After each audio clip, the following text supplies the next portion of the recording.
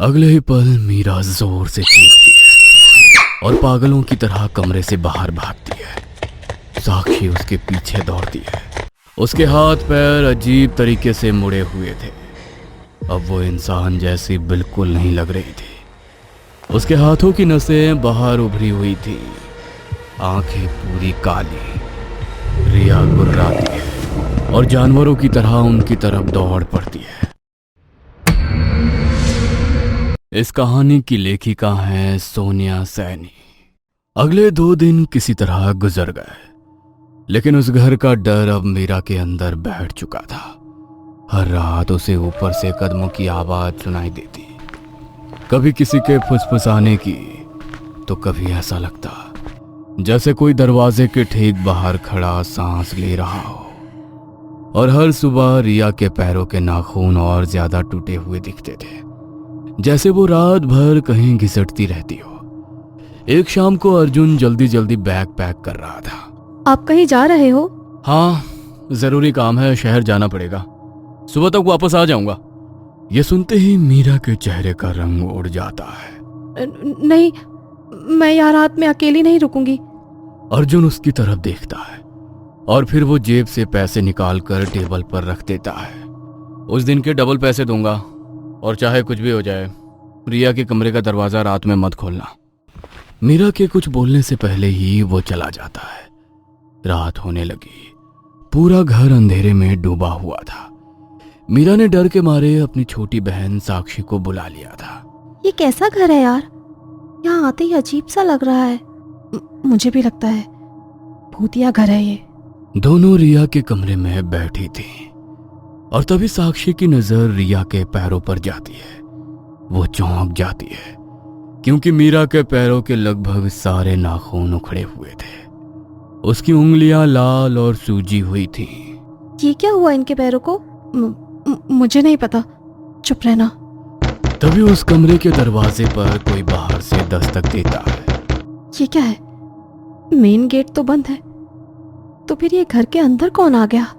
साक्षी और मीरा दोनों बहुत घबरा जाती हैं और धीरे धीरे आगे बढ़ती हैं। मीरा धीरे से दरवाजा खोलती है, मगर बाहर कोई नहीं था।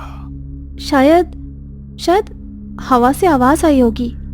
दोनों बहनें वापस मुड़ती हैं और अचानक मीरा का चेहरा एकदम बेरंग हो जाता है। उसकी आंखें ऊपर छत की तरफ टिक जाती हैं। मीरा, क्या हुआ?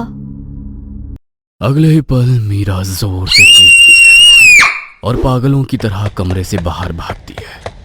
साक्षी उसके पीछे दौड़ती है क्योंकि अब तक बिस्तर पर लेटी रिया अब छत से उल्टी लटकी हुई थी, बिल्कुल किसी मकड़ी की तरह। उसके हाथ पैर अजीब तरीके से मुड़े हुए थे।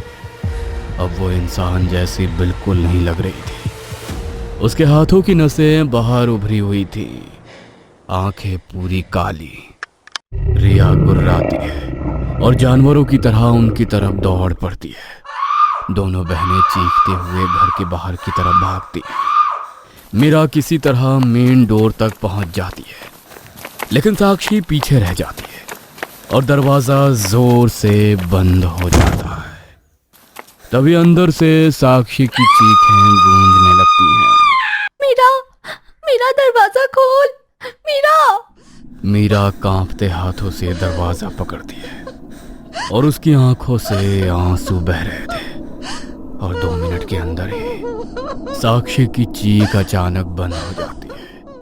मीरा रोते हुए खिड़की से वापस अंदर जाती है।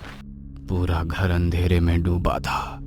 वह कांपते कदमों से रिया के कमरे में पहुंचती है और कमरे के अंदर झांकती ही उसकी चीख निकल जाती है।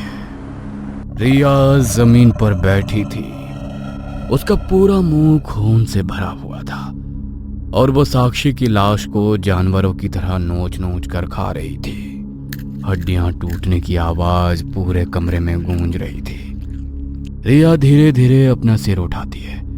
उसकी आंखें सीधे मीरा पर टिक जाती हैं। रिया मुस्कुराती है। उसके दांतों के बीच इंसानी मांस फंसा हुआ था। मीरा डर के मारे जोर से चिल्लाती है और फिर वहीं बेहोश होकर गिर जाती है। उसी समय नीचे घर का दरवाजा खुलता है। अर्जुन वापस आ चुका था।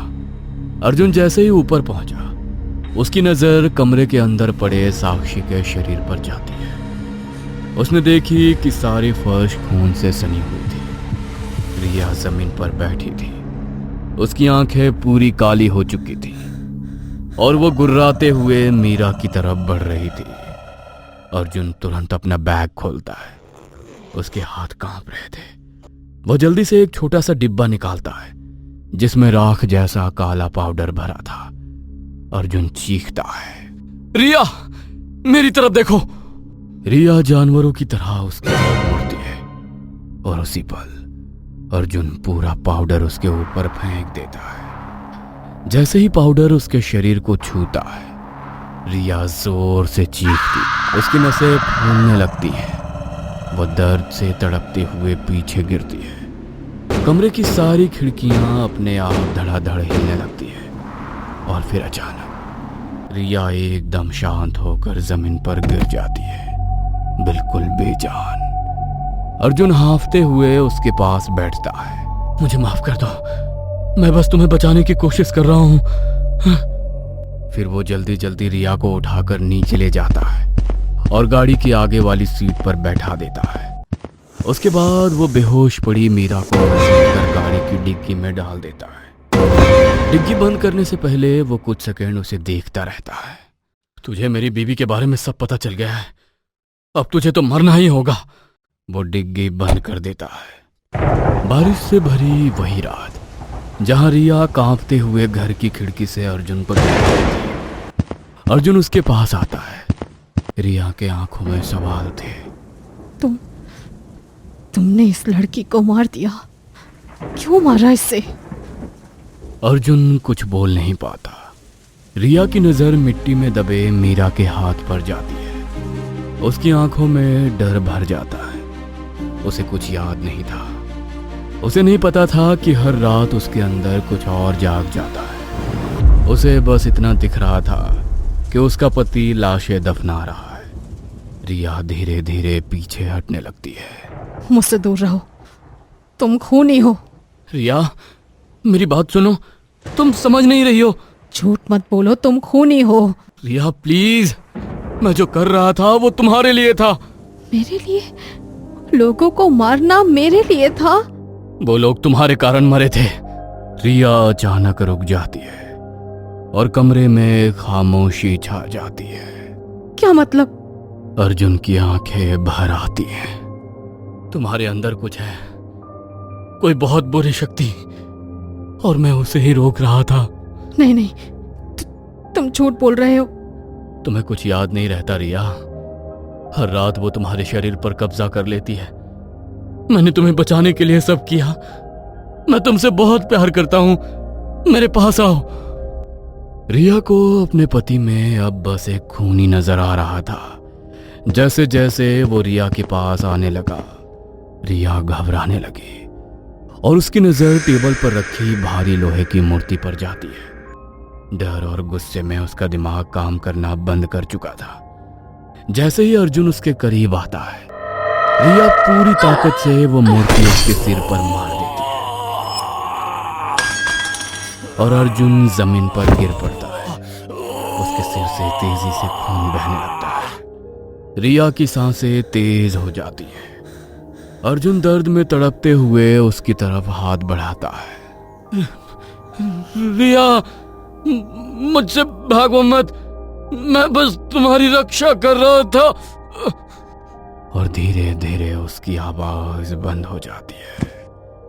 उसका हाथ जमीन पर गिर जाता है। रिया डर से पीछे हटती जाती है और तभी पूरा घर अचानक जोर जोर से हिलने लगता है।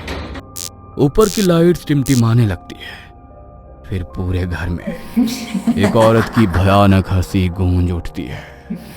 रिया के चेहरे का रंग उड़ जाता है। चारों तरफ अंधेरा फैलने लगता है। दीवारों पर लंबी काली परछाइयां रेंगने लगती हैं और तभी अर्जुन के पास पड़ा वही काला पाउडर हवा में उड़ने लगता है। जैसे उसकी ताकत खत्म हो चुकी है।